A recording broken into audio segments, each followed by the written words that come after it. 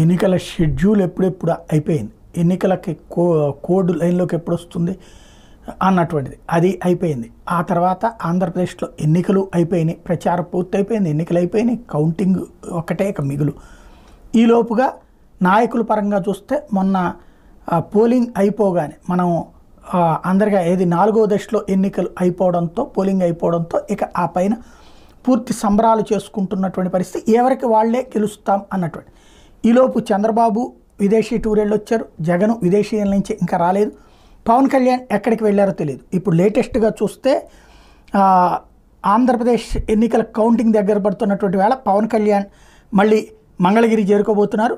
ఆయన జూన్ 3వ తారీఖున మంగళగిరిలోని జనసేన పార్టీ ప్రధాన కార్యాలయానికి వెళ్ళబోతున్నారు. ఆ రోజు మధ్యాహ్నం పార్టీ నేతలు కార్యకర్తలు సమావేశం నిర్వహిస్తారు. జూన్ 4న జరిగే ఎన్నికల కౌంటింగ్ ప్రక్రియను పార్టీ కార్యాలయం నుంచి పవన్ పర్యవేక్షించబోతూ ఉన్నారు అన్నటువంటి ఆ పార్టీ ప్రకటించింది.